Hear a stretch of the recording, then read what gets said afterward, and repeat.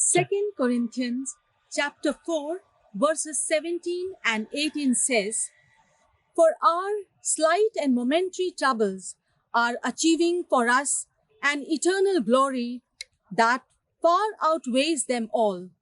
So we fix our eyes not on what is seen, but on what is unseen. Since what is seen is temporary, but what is unseen is eternal." Merry Christmas and season's greetings, my beloved believers in Christ. The year 2020 was a year full of unexpected events. The outbreak of COVID 19 brought all our plans and schedules to a standstill. Gloom and uncertainty filled us all. But is it all that we can take from 2020? When Apostle Paul and Silas were imprisoned with chains, they spent their quarantine with praise and worship of Lord, and it led to a series of miracles, not only in their lives, but in the life of the prison guard as well. If we look more closely, this year had been an eye-opening for us to come out of our worldly schedule and pray for our fellow brothers and sisters, to value the good health of our family members, to extend our hand to the needy and poor, and more than anything, to cherish the presence of Christ in our life, to depend upon Him. When we wish Merry Christmas to each other, we really can be joyous in our spirit, for the Lord kept us all under the shelter of His wings. Yes, the months were difficult, but He sustained us all. He answered our prayers. He gave us this day to give thanks to His name. This video is a gift of Christmas presented by the youth and choir of Infant Jesus Church. Hope you will enjoy and appreciate this small effort. To begin with, may I request Father Suresh to lead us in prayer. पिता और पुत्र पवित्र आत्मा के नाम पर आमीन। ख्रिस्त में सभी माता पिताओं, भाई बहनों, बच्चों, आइए हम सब मिलकर के पिता ईश्वर को धन्यवाद देते हैं।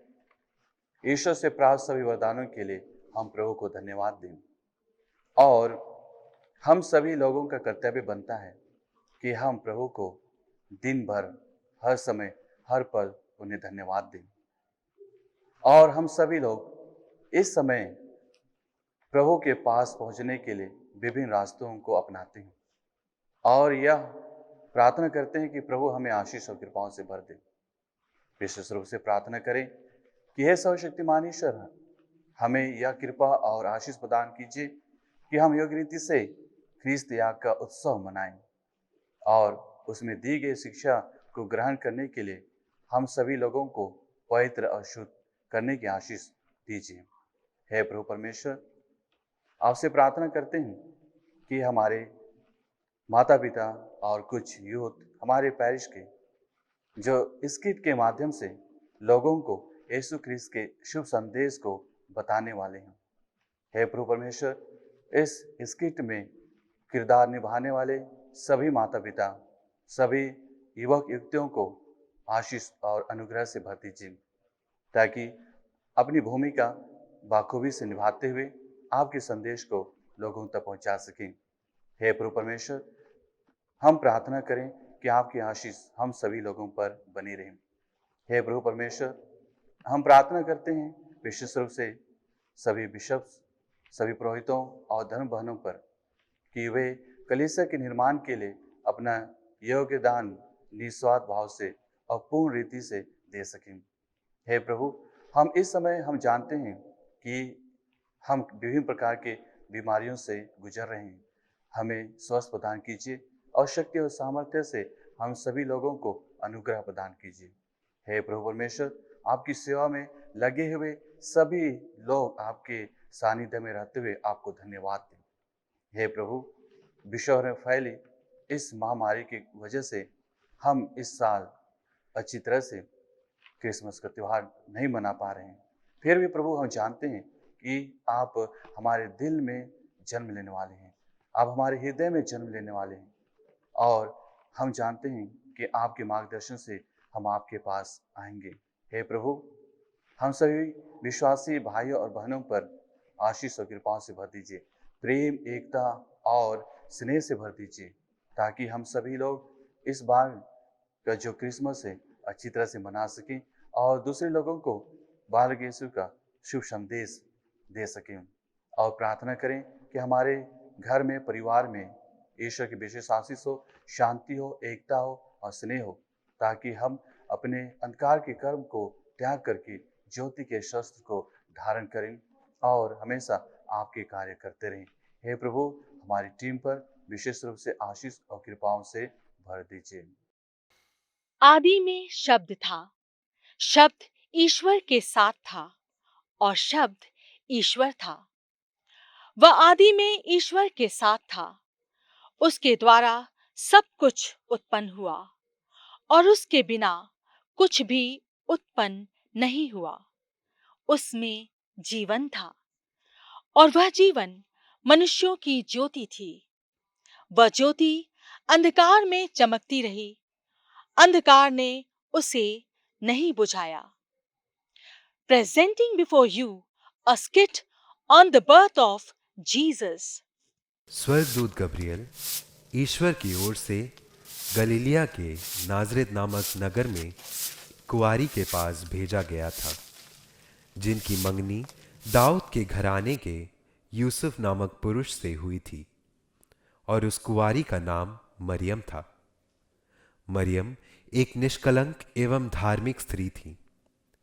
एक दिन जब वे प्रार्थना में लीन थी, तभी स्वर्गदूत प्रकट हुए और उन्होंने उनसे कहा, मरियम, डरिए नहीं, आपको ईश्वर की कृपा प्राप्त है।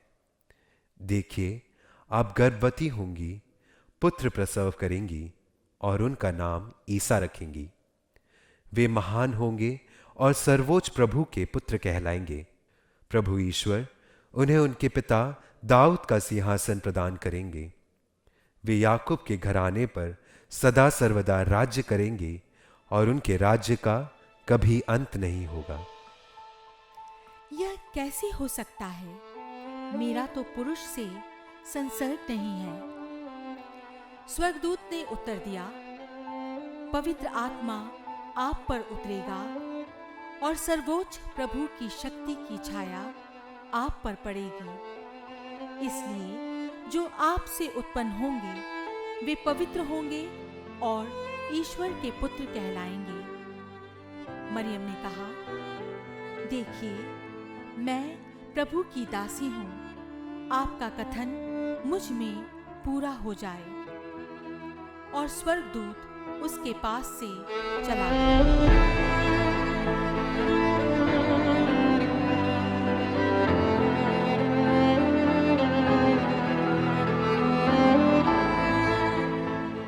मरियम का पति यूसुफ चुपके से उनका परित्याग करने की सोच रहे थे, क्योंकि वह धर्मी थे और मरियम को बदनाम नहीं करना चाहते थे।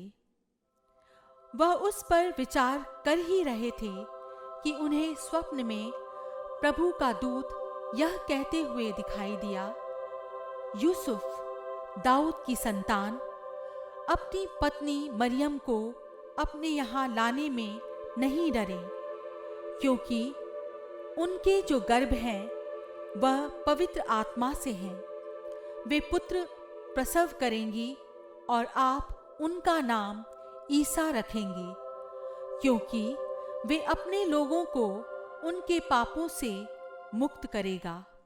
उन दिनों कैसर अगस्तस ने समस्त जगत की जनगणना की राज्याज्ञा निकाली।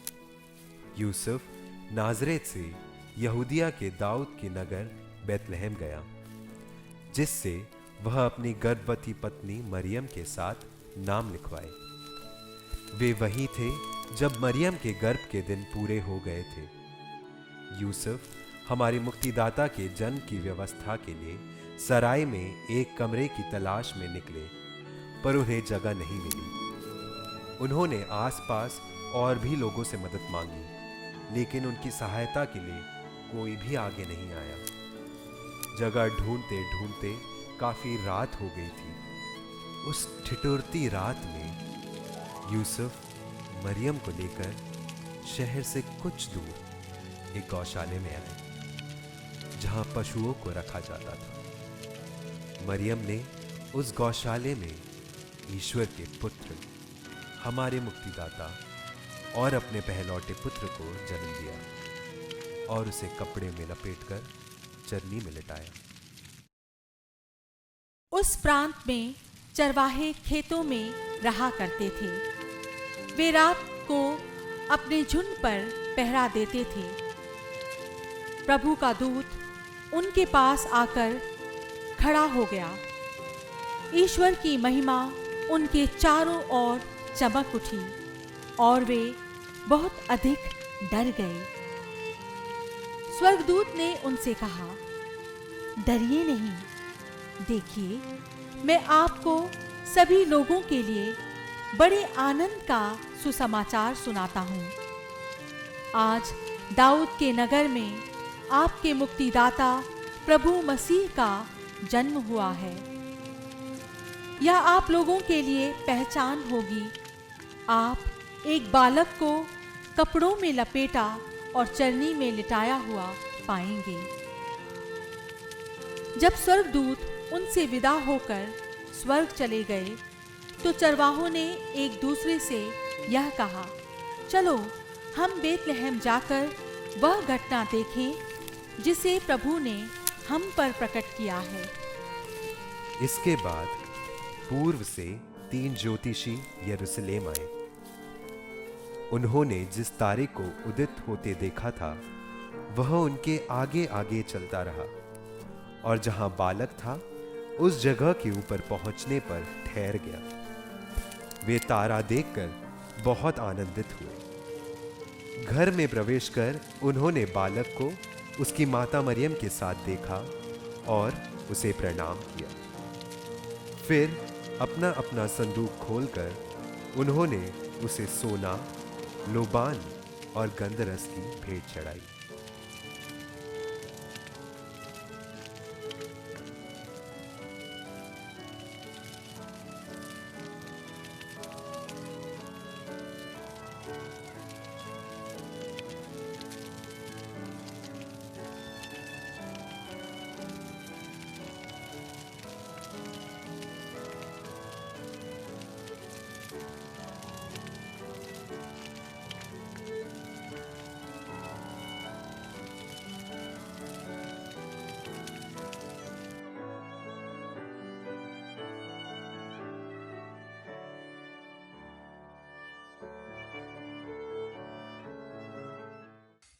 और इस तरह ईश पुत्र धरती में आए और हम मानव जाति का उद्धार किया और प्रेम एवं शांति का संदेश दिया। May I now invite our parish priest, Father Sibi, to share his joy and blessings through his message on Christmas. आप सबों को यीशु फिर से एक बार क्रिसमस हमारे दरवाजे के सामने आ गया है। ईश्वर इंसान बन गया। सचमुच में ईश्वर इंसान बनकर हमारे बीच में आए हैं, इम्मानुएल के रूप में हमारे साथ रहने के लिए। आज उस इम्मानुएल हमारे बीच में रहना चाहते हैं। साथ रहने के लिए पिता ईश्वर ने एक नए उपहार के रूप में हमें दिया है। उस खुशी मनाने के लिए हम सभी लोग आज बड़े हर्षोल्लास के साथ प्रभु सानिध्य में है। आज इस वक्त मैं आप सबों को क्रिस्त जयंती की शुभकामनाएं देता हूँ। मानव बनकर मानवों के बीच में निवास करने के लिए आए हमारे प्रभु यीशु आज हम सबके दिलों में, हमारे परिवार में रहना चाहते हैं। हमें से कितने लोग हमारे प्रभु यीशु के सानिध्य को, इम्मानुएल को आज हमारे जीवन में जगह देते हैं। आज कितने सारे लोग इंतजार करते हैं इम्मानुएल को अपने जीवन में पाने के लिए। कितने सारे माँ बाप प्रभु के साथ अपना जीवन जीने के लिए चाहते हैं, साथ रहना। आज एक संदेश है क्रिसमस का, इम्मानुएल, ईश्वर हमारे साथ है। इसका मतलब प्रिय भाई बहनों, हम इस क्रिसमस के समय उस खुशी को अनुभव करें, उस आनंद को जो संदेश लेकर प्रभु यीशु गरीबों से गरीब बनकर बैतलहम की गौशाला में जन्म लिया है। आज वही बालक यीशु मेरे परिवार में और आप लोगों के परिवार में आना चाहते हैं। आज जगह ढूंढते हैं। इस कोविड-19 के समय कितने सारे भाई बहनों को, अपने अपने प्रिय जनों को दूर दूर रहना पड़ते हैं। बहुत दूर रहते हैं उन लोग, लेकिन ईश्वर ही हमें साथ जोड़ने वाला। सोशल डिस्टेंस आज मानवों को इस क्रिसमस के समय अलग कर देते हैं। माता पिताओं को एक साथ नहीं आ सकते हैं, बच्चों को एक साथ मिल नहीं सकते हैं, एक साथ भोजन नहीं कर सकते हैं। इस समय क्रिसमस मेरे लिए और आप लोगों के लिए क्या अर्थ देते हैं। जीवन में ज़रूर हमें सबके साथ दे सकते हैं। अपने आध्यात्मिक जीवन के द्वारा प्रार्थना के साथ हम एक साथ मिल सकते हैं। वही आज हम सबके जीवन में चाहिए। यदि हमारे जीवन में प्रार्थनामय वातावरण है तो हमारे लिए इस सोशल डिस्टेंस कुछ भी नहीं है। हमें सबको एक साथ ले जा सकते हैं। एक साथ ले जाने के लिए मुक्तिदाता आज जन्म लिया है। क्रिस्त जयंती हमारे लिए तब महत्वपूर्ण होगा जब हम उस मुक्तिदाता को अपने जीवन में, अपने परिवार में जगह देने से। तो आइए इस कोविड के समय हम एक दूसरे को इस क्रिसमस की खुशी और आनंद, शांति, प्रेम बांटने के लिए कोशिश करते हुए एक साथ रहे। ईश्वरीय प्रेम में, ईश्वरीय प्रेम अपने परिवार में अनुभव करें। तभी हम भी कह सकते हैं प्रभु यीशु सबके लिए आया है।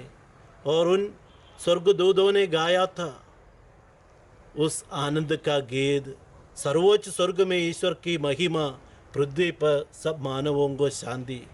आज उस शांति के लिए हम ईश्वर से प्रार्थना करें। सभी मानवों के लिए आए हैं। हर एक भाई बहनों की जीवन में उस शांति देने आए हैं। किसी को अलग नहीं करते हैं, किसी को धर्म के नाम पर, भाषा के नाम पर आज अलग नहीं करते। इस क्रिसमस के समय इम्मानुएल सबका इम्मानुएल है, सबके साथ रहने के लिए आए हैं।